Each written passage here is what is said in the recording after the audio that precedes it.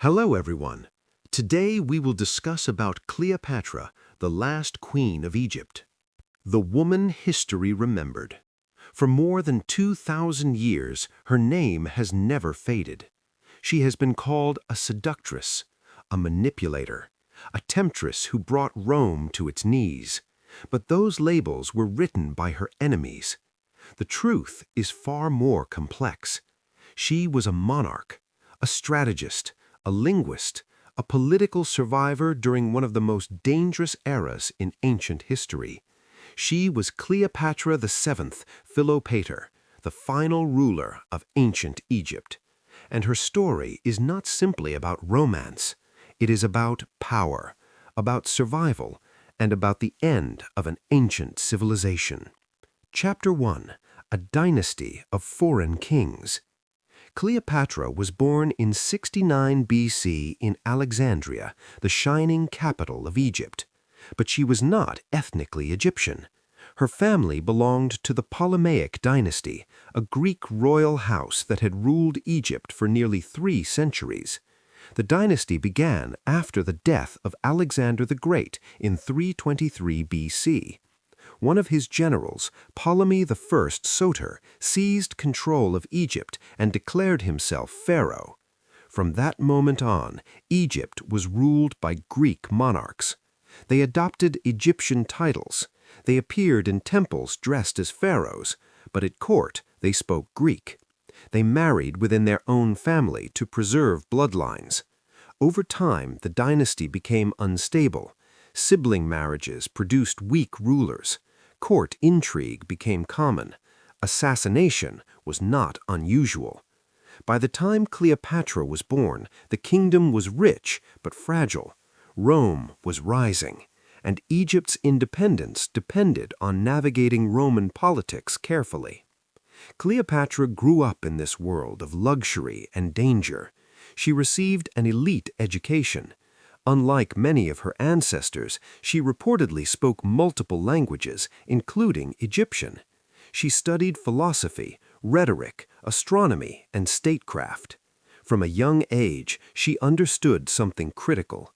Egypt could not defeat Rome, but it might survive by influencing it. Chapter 2. A Teenage Queen. In 51 BC, Cleopatra's father, Ptolemy XII, died. According to tradition, Cleopatra, then about 18 years old, became co-ruler with her 10-year-old brother, Ptolemy XIII. They were married, as was Ptolemaic custom, but real power lay in the hands of advisors around the young king. Cleopatra quickly attempted to assert independent authority. She placed her name alone on official documents. She appeared without her brother in public decrees. For the advisors controlling Ptolemy XIII, this was unacceptable. Within 3 years, Cleopatra was forced into exile. She fled east, gathering loyal supporters. Egypt teetered on the edge of civil war. But even a larger storm was approaching. Rome itself was collapsing into internal conflict, and that conflict would soon arrive on Egyptian shores. Chapter 3. Julius Caesar arrives. In 48 BC, Roman general Julius Caesar pursued his rival Pompey into Egypt. Pompey was murdered upon arrival by advisors of Ptolemy XIII, hoping to win Caesar's favor. But the decision backfired. Caesar was reportedly angered by the assassination.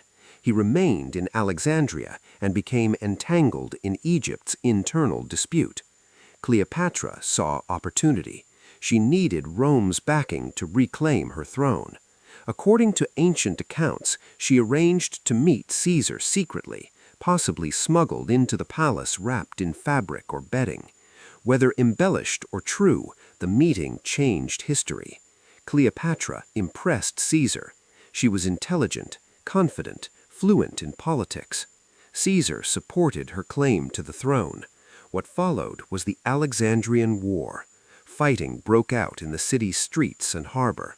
At one point, parts of Alexandria, possibly sections of its famous library, burned. Ptolemy XIII eventually drowned while fleeing battle. Cleopatra regained power, this time with Rome behind her. Chapter 4. A son of Caesar. In 47 BC, Cleopatra gave birth to a son, Ptolemy XV Caesar, known as Caesarion. She claimed he was Caesar's child. If true, it had enormous implications. Caesar already had no legitimate male heir in Rome. Cleopatra traveled to Rome in 46 BC, staying in Caesar's villa. She was not officially recognized as her wife. Roman law forbade marriage to foreigners, but her presence was controversial. Statues of Cleopatra were erected. Her son symbolized potential dynastic fusion. Roman elites grew uneasy. They feared Caesar's growing power and perhaps Egypt's influence over him. Then, in 44 BC, Caesar was assassinated on the Ides of March. Cleopatra returned to Egypt quickly. Her protector was gone. Rome descended into another power struggle, and once again, Cleopatra would need to choose carefully. Chapter 6. Mark Antony. After Caesar's death, power consolidated under three men, Octavian, Lepidus, and Mark Antony.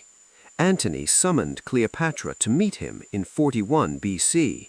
He demanded answers about her loyalty during Rome's civil wars. Cleopatra understood the stakes. She arrived on a grand barge, dressed as the goddess Aphrodite. Perfume filled the air. Gold shimmered in the sunlight. It was theater, carefully designed. Antony was captivated. But this was not merely romance. It was strategy. Antony needed Egypt's wealth for his military campaigns. Cleopatra needed Rome's protection to secure her throne and her son's future. Their alliance became personal and political. They had 3 children together. Antony granted territories in the eastern Mediterranean to Cleopatra and her children. This move would later fuel outrage in Rome. Chapter 7. Propaganda and War. Antony's rival, Octavian, would later become Augustus. He understood something powerful. Perception wins wars. Octavian launched a propaganda campaign. He portrayed Cleopatra as a dangerous Eastern queen, corrupting Antony. Roman poets and politicians spread the narrative that Antony had fallen under her spell. They claimed he planned to move Rome's capital to Alexandria. The Roman Senate declared war not on Antony, but on Cleopatra. In 31 BC, their forces met at the Battle of Actium. It was a naval confrontation off the coast of Greece. Octavian's fleet, led by Agrippa, outmaneuvered Antony's ships. Cleopatra's fleet retreated. Antony followed. The retreat became a symbol of defeat. Their forces collapsed. They fled back to Egypt. Rome was coming. Chapter 8. The Final Act. By 30 BC, Octavian's army had invaded Egypt. Antony received false news that Cleopatra had killed herself. In despair, he fell on his sword. He did not die immediately. He was brought to Cleopatra, who was hiding in her mausoleum. He died in her arms. Octavian captured Alexandria. He intended to parade Cleopatra through Rome in triumph, a humiliation. Cleopatra refused. Ancient accounts differ on how she died. The most famous version says she allowed an asp, an Egyptian cobra, to bite her. Others suggest poison concealed in a hairpin. What is certain is this. In August of 30 BC, Cleopatra died. She was 39 years old. Her son Caesarion was executed shortly after. Egypt became a Roman province. The pharaohs were gone. The Roman Empire was born. Chapter 9. Beyond the Myth. Much of what we know about Cleopatra comes from Roman sources. Writers loyal to Octavian shaped her legacy. They described her as seductress and manipulator. But consider this. She ruled for 20 years. She stabilized Egypt's economy. She maintained independence against Rome longer than any other Hellenistic ruler. She spoke multiple languages. She commanded loyalty. She negotiated with the most powerful men in the world. This was not the profile of mere temptress. This was a skilled monarch navigating impossible circumstances. Chapter 10. Was she Egyptian? Cleopatra ruled Egypt, but she was ethnically Greek. Her dynasty descended from Macedonian rulers. However, she embraced Egyptian religion and imagery. She presented herself as Isis incarnate. She was the first of her line to learn the Egyptian language. She understood that legitimacy in Egypt required cultural integration. She was Greek by blood, Egyptian by crown, and entangled deeply in Roman politics. Chapter 10. The End of an Era. Cleopatra's death marked more than personal tragedy. It marked the end of the Hellenistic world, the era begun by Alexander